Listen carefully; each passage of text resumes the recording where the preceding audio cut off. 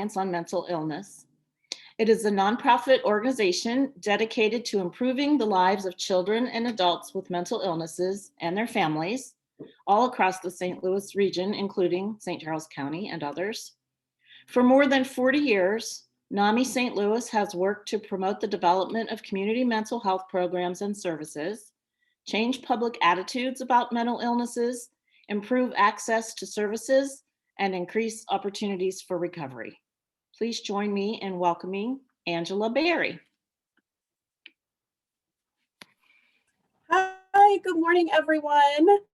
I'm so happy to be here, and I loved the music introduction. I am somebody that very much thrives on music. It's part of my mental health care routine. So I love that you bring that in, because I think that's something that most people can really connect on. I am going to share my screen for my presentation today.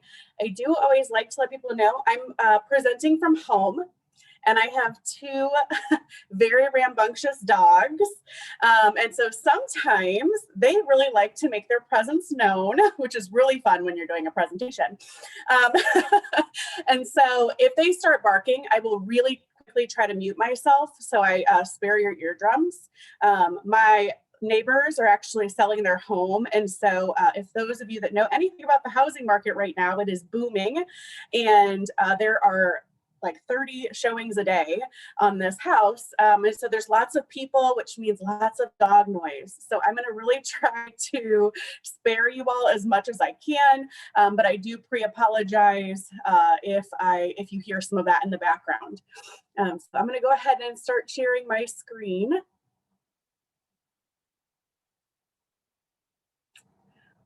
See here.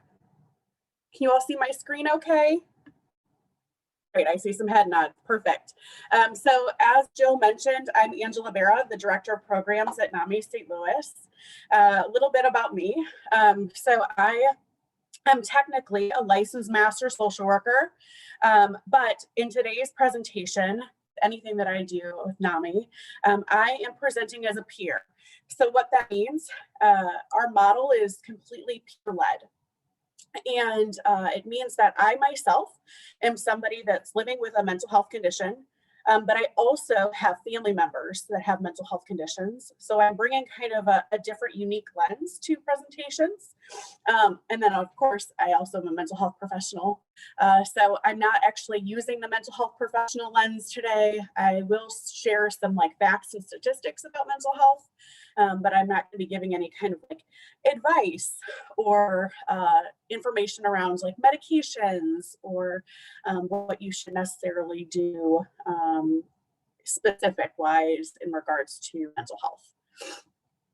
So I have been with NAMI St. Louis since September of 2019, technically August 31st. I always like to throw that in. So I'm almost 2 years in at the organization.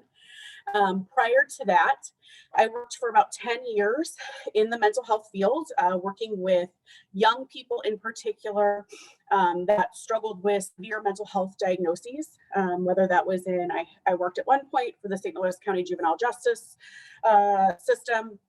And then I also was the director of residential at a local nonprofit organization that served youth experiencing homelessness. So lots of mental health related issues with those young people as well. And then I've moved over to NAMI. So I'm going to go ahead and get us started. We're going to talk a little bit about kind of mental health in general, but we're also going to talk very specifically about what we offer at NAMI St. Louis.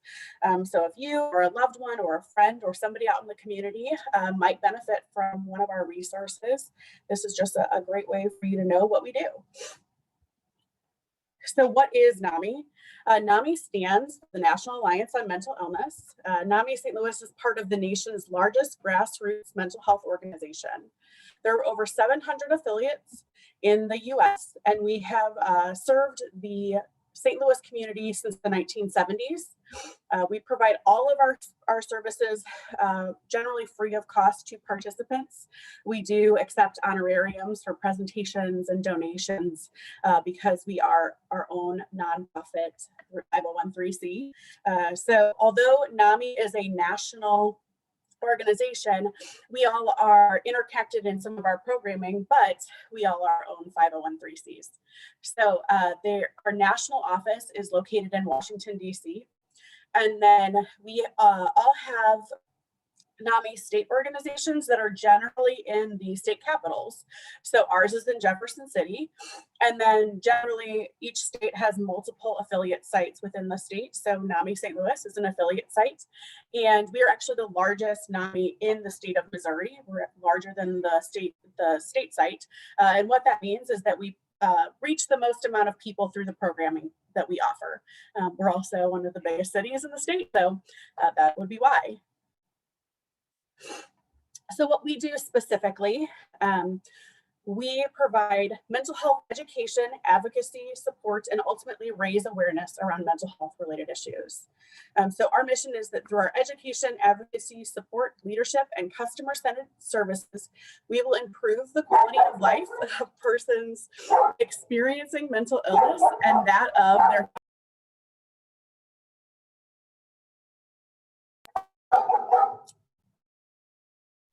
so sorry. I knew it was going to be one of those days. I'm going to try to talk over them. And then their families, caregivers, and friends. NAMI St. Louis serves the St. Louis region, which includes 7 local counties. The 7 counties include St. Louis County, the city of St. Louis, St. Charles County, Lincoln, Franklin, Warren, and Jefferson counties. All of our programs are peer-led, as I mentioned, and bring a personal perspective to mental health. So we have a variety of classes and support groups and different advocacy works that we do, and I'll be talking about those as we move forward. Oops, other way. Why this work is important. So we know that statistically anybody can be affected by a mental health condition. Mental health conditions do not discriminate.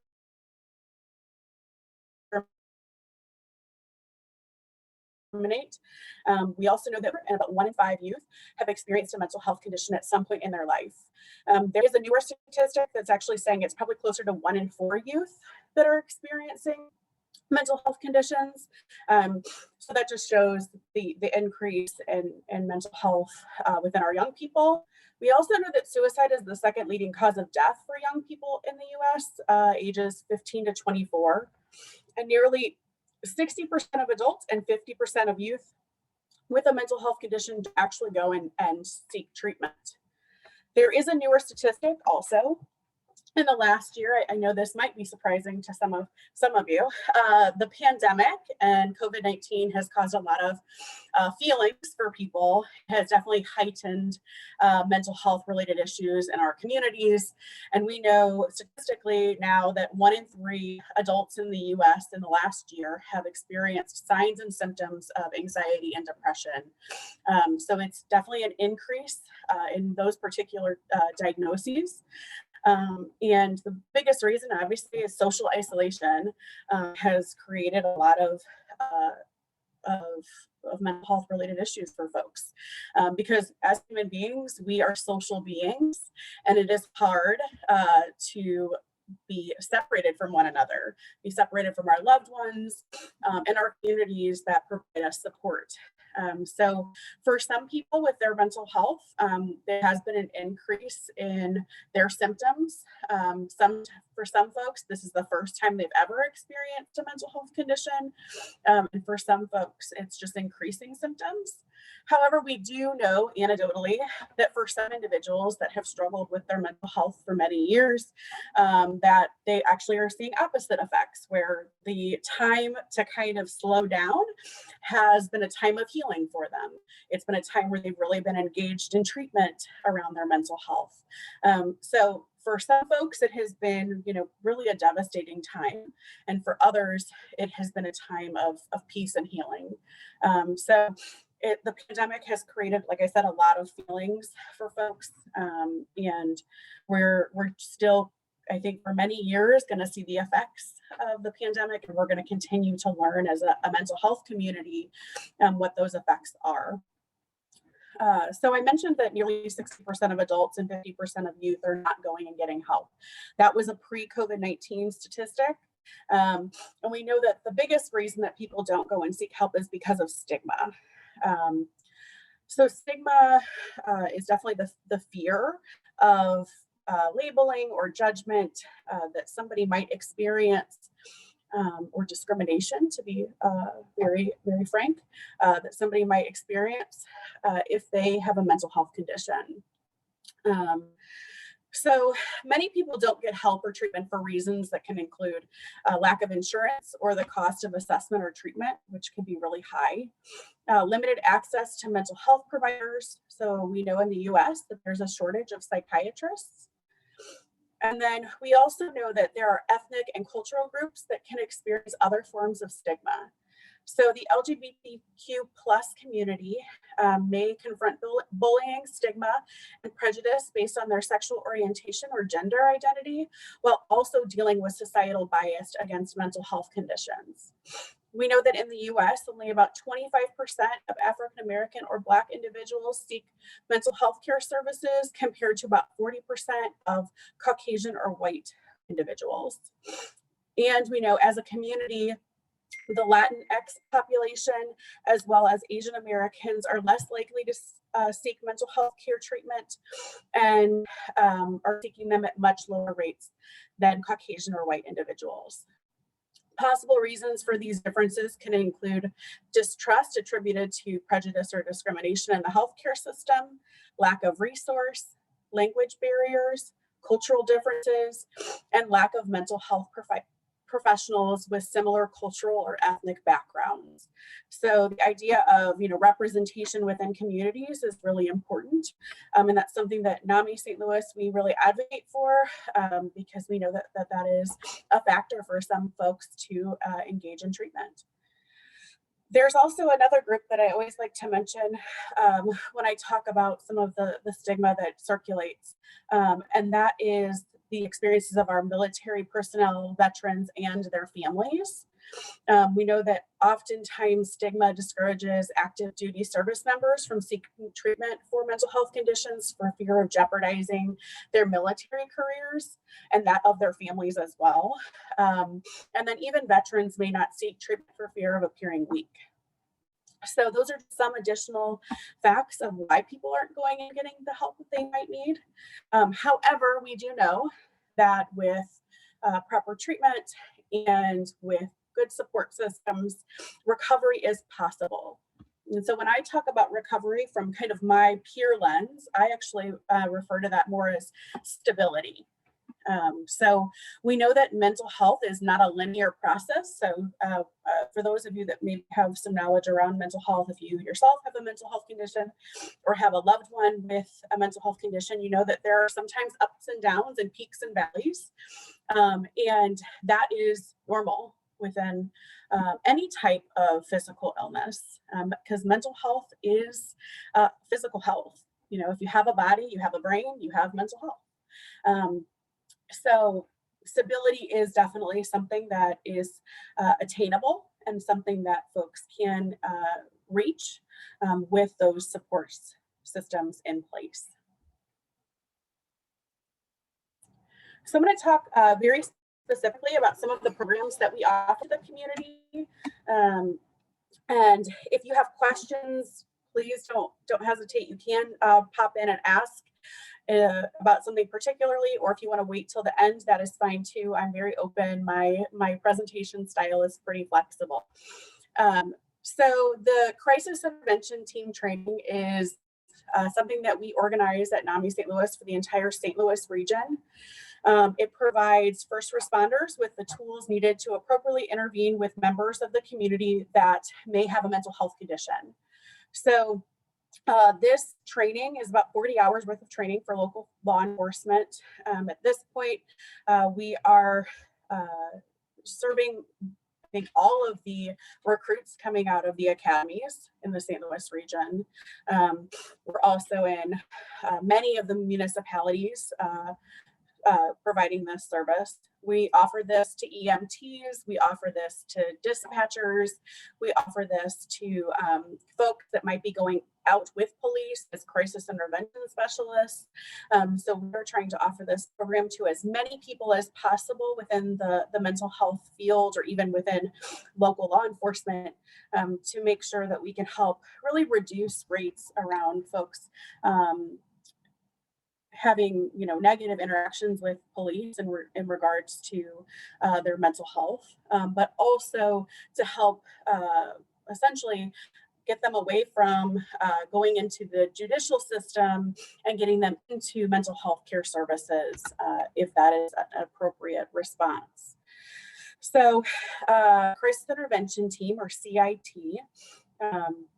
provides an opportunity for individuals to learn about de-escalation techniques and community supports that are in place for officers or first responders to utilize when they are interacting with somebody with that's experiencing a mental health crisis. It also provides the opportunity for local law enforcement to transport the person in crisis to a medical facility, as opposed to taking them into a justice center. And then it also, there's, you know, if a psychiatric crisis takes place and you do have to, say, call 911, whether it's for a loved one or maybe a community member that you just don't know what to do, you can always ask for a CIT officer.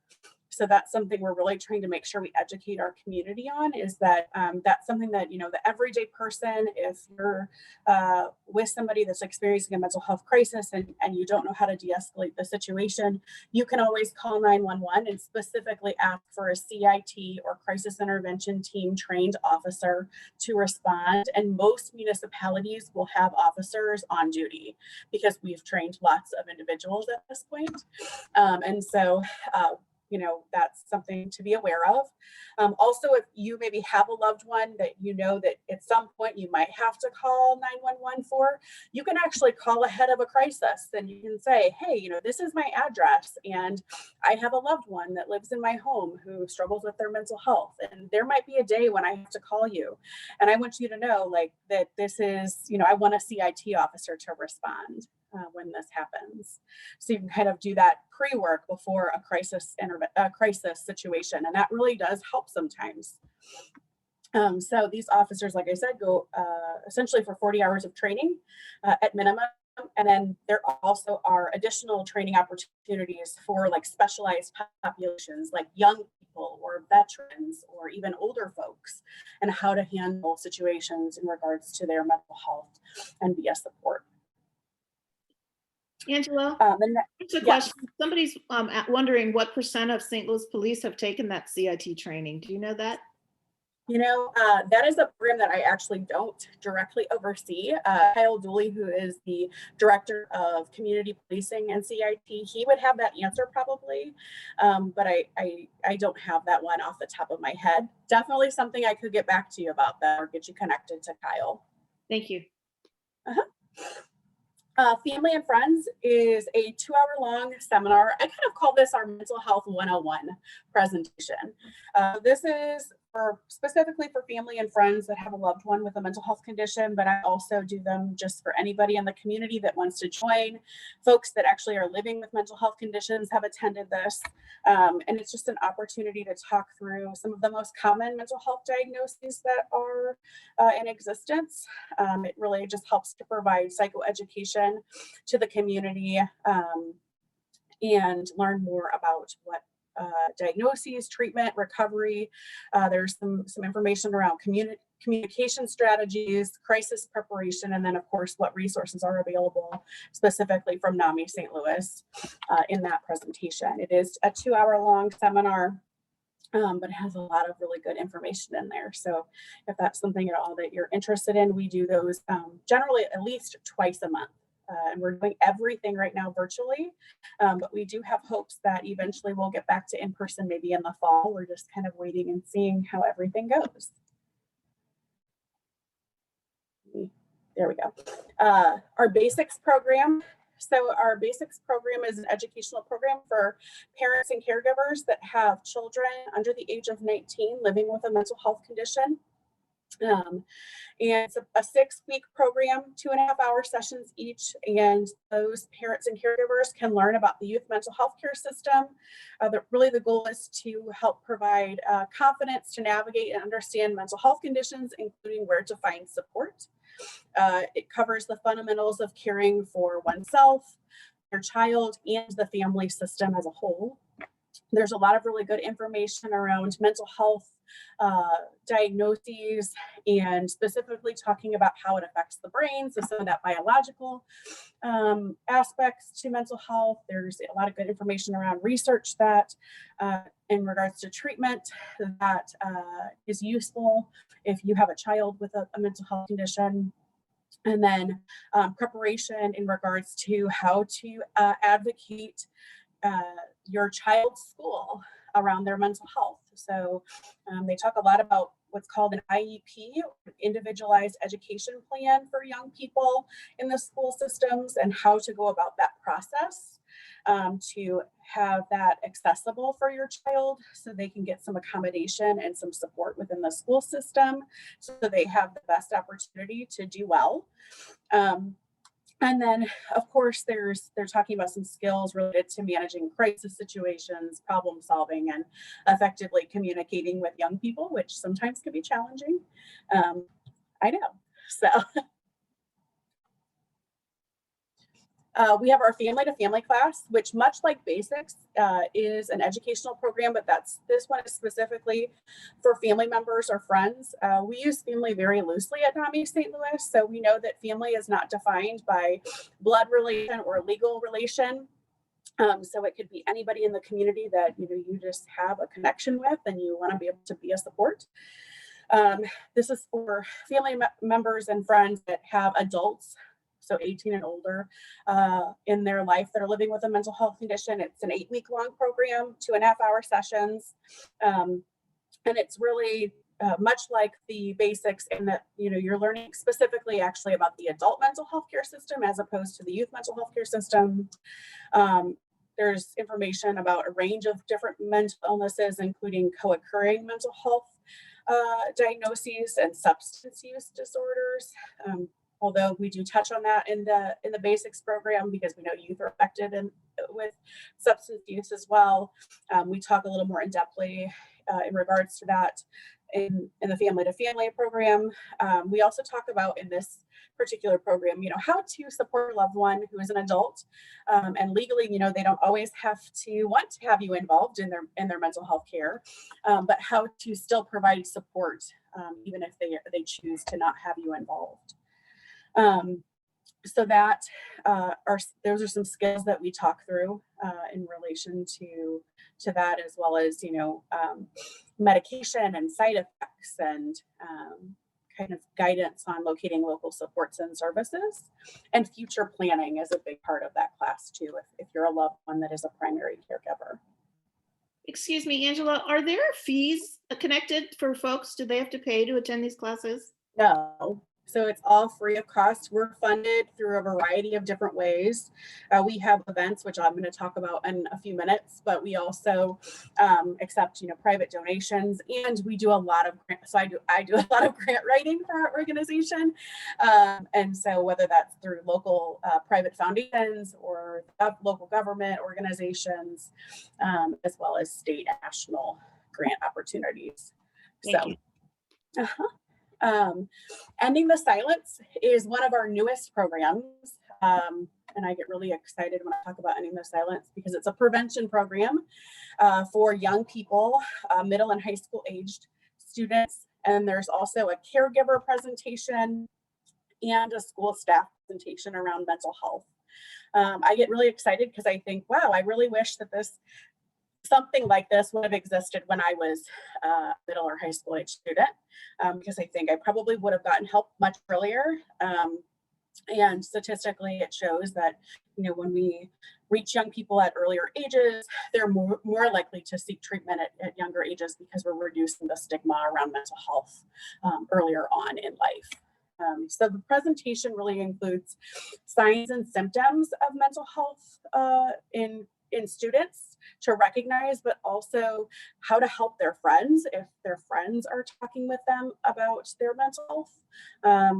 How to identify a trusted adult within their community, and how to have sometimes really challenging conversations around, I'm struggling, or I have a friend that's really struggling and I don't want that friend to be mad at me, but I'm also worried about my friend. Those are just some of the things that we know young people are dealing with. So this presentation is kind of a two-part. So it's overall 50 minutes, so it's during a class session. About 25 minutes is a PowerPoint. We talk a lot about statistics and local resources. And then there's about a 10-minute portion where a young adult with lived experience, so that young adult is generally 18 to 35, and they're sharing their lived experience of living with a mental health condition and how that's affected their life and how they've engaged in services that have been helpful to them. So it helps create some relatability for young people. And then the last portion of that presentation is an opportunity for the students to ask questions anonymously. So in person, they kind of all get note cards and they don't have to put their names on them, and they just put general questions. At doing these virtually, students will write in the chat box. And we don't see their names. And then we also, one thing we've added to this presentation is an immediate assistance form for the students. So if they, after the presentation, need immediate help or resources from their school counselors or community resources, they are able to access those quickly, which has been really successful. We have reached over 12,000 individuals since October of 2018. So that's a pretty large number for a short period of time that this program has been in existence. And we are doing a lot of presentations in the St. Louis County and St. Charles region in particular. That was kind of a starting point. And now we're kind of in a space where we're expanding and growing and trying to get into the city and into those other counties that we serve the St. Louis region. In Our Own Voice is another program that we offer. It's a presentation that features two speakers sharing their stories of living with a mental health condition. Generally, we go into university settings, we go to medical schools, civic groups, other community groups that exist, and these individuals will share their experience. And it's an opportunity for individuals to ask questions around these folks' experience and, better understand what mental health can look like. Because oftentimes in our world, folks that are depicted in our media with mental health conditions are often viewed as, violent or dangerous, or pick whatever adjective you want to, but we know that statistically that individuals living with mental health conditions are actually more likely to be victims of crime as opposed to perpetrators. So if nothing else, maybe I can share that little nugget of information for you all today and help reduce some of that stigma that we know exists in our communities. And this presentation does a great job of really kind of humanizing what mental health looks like. And it's fabulous. It's probably one of my favorites. So since the COVID-19 pandemic, we really realized that our In Our Own Voice individuals had really something valuable to share to our communities, as well as our young adult presenter from the Ending the Silent program. So we created the speaker series, which is online. We host these once a month, and it's individuals sharing their lived experience with communities. These are open to anybody that would like to attend. It's an opportunity, again, just to hear about people's experiences with their mental health and what they have done to move towards recovery and stability. And it helps to reduce some of that stigma that is associated with mental health. We also have our Second Thursday program, which is like a monthly presentation on the second Thursday of every month. I know, very creative title, where individuals are coming and they're talking about various topics related to mental health and wellness. So The topics really range. One thing that we've really been trying to do in 2020, and we will continue in 2021, is to actually feature other community organizations that are providing mental health or wellness services. So individuals just can learn more about more resources that are available to them. So it's just an opportunity for folks to see all of the fabulous resources that we have in the community and how they can access them. We also started in 2020 to provide mental health in the workplace, which is a 90-minute presentation for employers and employees to learn about mental health and ways to support their colleagues. It's kind of like a mental health 101, but also how is that practically talked about in a work setting? What resources are available generally in work settings in relation to mental health, and how you can access them. So I usually work with an organization before I come in and talk, and I learn about what does their HR system look like, and what does their insurance plans look like, so I can talk kind of explicitly to what services are available within their work setting. And kind of even just like what's their hierarchical system. So what does the management levels look like? So that way folks that are coming in and learning through our presentation really can apply it to their work setting. We also provide general mental health presentations. So this is something new that has started just in the last 6 months. I did mention that I'm a licensed master social worker. So this is kind of where I use some of that clinical experience and I apply it to this role. So I have created some individualized presentations for our communities in relation to mental health diagnoses. So the two that I've started with have been, I have one presentation called Anxiety, Myth or Fact. And it's really an overview around what anxiety looks like in individuals. It's something that I actually struggle with. It's a diagnosis I'm very familiar with. And so I bring in some of my personal lens. Generally, sometimes I will have somebody present to share a little bit of their story of living with a mental health condition. If not, you get mine. You get my lived experience. And then we talk a lot about what coping skills are available, what resources you can use, how to identify those, and how to get help if needed. Another presentation that we've really been presenting on in the last year has been our More Than Sad, a presentation on depression. So that is another diagnosis I'm very familiar with. I have family that have struggled with depression, and I also live with depression. And so that is a presentation where we talk through depression and what that looks like, and what resources are available, what coping mechanisms can be helpful, and how to get help if needed. So that is just additional. And then I'm constantly developing new presentations. So just in the last couple of weeks, we developed a new presentation called College and Your Mental Health. So that's for students that are seniors in high school and will be going into college. And we're working on also another one for family members as well, to learn about what that transition period can be like, knowing warning signs and what resources are available generally on college campuses, how to have those conversations with your family if you already have a diagnosis, and what supports you're going to need from those loved ones as you maybe are going away to school, or even if you're staying in town, because that can still be affected. So these presentations are about 30 to 45 minutes each. So they're pretty short and concise. And then there's always a generally 15-minute question answer portion for folks to ask anything that they might want to know. We also offer support groups. I know we offer a lot of things, right? We offer support groups. We have 3 different types. One is our family support groups. So those are peer-led, like all of our programs. So individuals that are family members themselves are actually the facilitators. They're trained by NAMI to facilitate those programs and that support group. And then we have our basics, which is specifically for parents and caregivers that have children under 19. And then our connection recovery support group that has grown rapidly in the last year.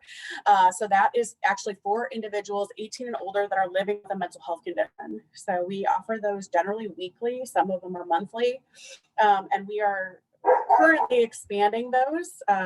We're planning to actually make some specific to different communities because we have sought feedback from the community. So a couple examples of that is for our Connection Recovery Support Group, we've had individuals reach out from the LGBTQ plus community that has asked for a specific support group for them. And we are working on doing that actually right now. As we speak, there is a training happening for facilitators. So after this, I'm jumping back on there and checking in on those folks. And then we also are starting a Connection Recovery Support Group for Black and African American men. That was something that the community reached out to us for, and we are trying to create space for that. And we're hoping that those two support groups in particular are actually going to start this summer at some point. But we're always kind of figuring out, like, is there a specialized population that we need to reach, and how do we go about doing that? So if anybody has suggestion in this group, please don't hesitate to provide feedback, because we're always looking for community feedback. That's how we thrive and grow. So sorry about my dog in the background. We have our helpline. So if after today's presentation, you might need access to more resources, want to learn more, you can call our helpline. Next week, it will be ending 7 days a week. So in the early stages of the pandemic, we actually received, some grant funding.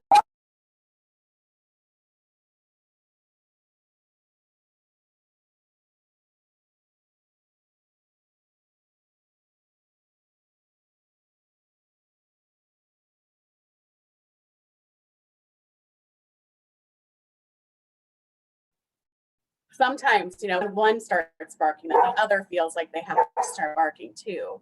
And the small one has the louder voice. So, so our helpline is open 7 days a week until the end of April. We were very blessed in receiving some funding at the beginning of the pandemic from a grant to be able to extend our helpline hours. So we've always had helpline 9 to 5 days a week, Monday through Friday. But we were able to expand to 7 days a week. And like I said, that does end next week. But we will be going back to 5 days a week. So we're still available Monday through Friday, 9 to 5. Our phone number is listed there, but we also have an email. So for individuals that maybe aren't comfortable picking up the phone and dialing it, there is an email option. We check that daily. So hopefully if you reach out, we will be getting back to you very quickly. And as I mentioned, most of our programs are free of cost to the community. All of our educational programs and support groups are. But in order to be able to offer these, a lot of times we're getting funds from our event. So we have 2 major events every year, and that's our NAMI Walks event. Maybe some of you might be familiar with the NAMI Walks event. It's a 5K that generally takes place in May, which is Mental Health Awareness Month. We are doing the walk this year virtually due to the pandemic. We did it virtually last year too, and we found success, but we are definitely planning to go back to in person next year. That is the hope, because doing a walk virtually is just not as fun, and we don't get to do as many activities when we're separated. So that takes place in May, and then we also have our annual gala every year, which is a dinner auction that takes place in November. It's at the Chase Park Plaza in the city. And we are planning at this point to have that in November. I'm sure with masks in tow. So I'm sure it's really interesting to see people matching their masks to their outfits, their gowns and their suits. And so I'm sure it'll be really interesting, an interesting time, but it's an opportunity for us really to celebrate the champions in our community that are providing services for mental health care. We're also, celebrating people that are living with mental health conditions, their families, and other community supports that are in place that help improve the lives of individuals with mental health conditions. So as I mentioned, we do a lot of things at NAMI St Louis. If you have not gotten that, I'm sure that's the one thing you'll walk away with. It's like, right, they're doing a lot of things. But we're only a staff of 7, if you can believe that. And so we rely very heavily on our volunteers. Our volunteers all generally either are living with a mental health condition or have family members that are living with mental health conditions, or are just really passionate about mental health and have some type of a connection. And there are multiple levels that people can get involved with us, whether that's through just working in our office or doing outreach for us. So we're not having any volunteers in the office at the current moment, but we do plan, in the fall to start being able to offer that again. Program leaders, we're always looking for program leaders, either to teach our educational classes, become support group facilitators. Folks might be interested in doing some of our presentations. And then even sharing their stories of living with a mental health condition, like in our own voice program. And we do have several committees, as well as our board of directors that are all volunteer based. So we have a variety of committees. The most recent one that we are offering now is our marketing and communications committee. So we have learned over the last couple of years, as we have transitioned to online, is that we need to learn more about marketing and communication. How do we make sure that people know about us? So we have developed a fabulous new committee that has been helping us with that and helping us with social media. And, I have a very vast background in social work, but I don't have a vast background in marketing. So it's been a great opportunity for me to learn too. And then, of course, when we have our events, we're always looking for event volunteers. So if you're at all interested, or maybe know somebody that might be interested in a volunteer experience, we're always accepting applications. It's on our website at www.namistl.org. Under the Get Involved tab is our volunteer application. It's online. You just have to fill it out and hit submit. So we're always looking for folks. And that's all I have for today. I know that was a lot of information. I'm sure there's going to be some questions, and I'm very open to those questions. But I am going to just kind of briefly leave this slide up, if that's okay, just for a few minutes for folks if you want to take pictures, or if you would like to write down our phone number, our email, website, because this might be something that could be helpful at some point. Thank you so much, Angela. This was a wealth of information. And I think our group is small enough that if anybody has a question, just speak up for the next few minutes. We have about 5 minutes. If anybody has additional questions, ask away. Just remember to unmute.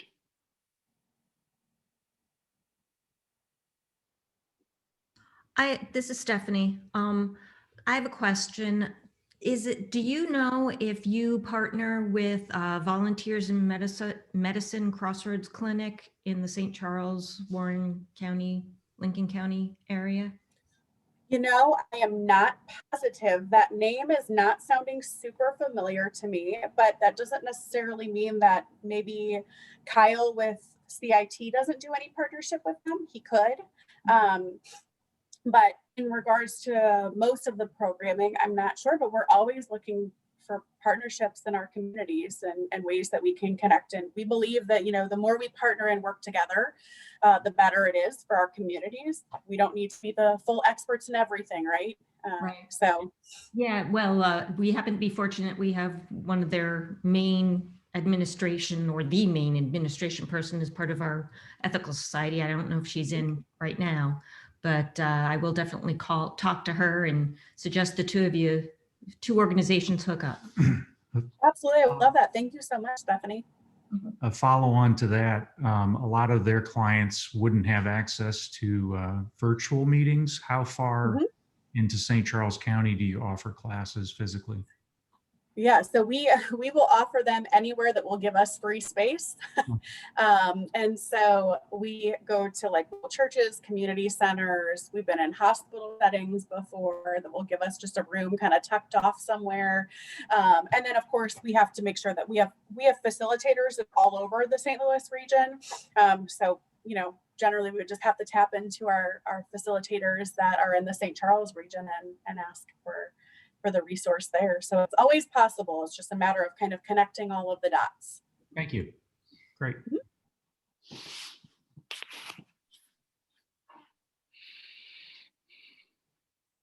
Anyone else? Angie, I was just gonna say, my husband and I have taken a couple of classes as foster parents with you guys, and well done. We appreciated them. Thank you. Well, thank you so much for your kind words, and I'm so glad to hear that they were impactful for you. I mean, that's always our goal. We, just want to make sure that our programs are accessible and they're a valuable resource. So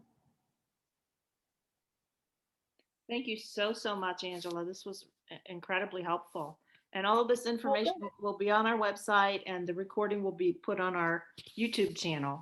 So keep that in mind, Great. everybody. Yeah, thank you. I do have, thank you. I do have one request from the group.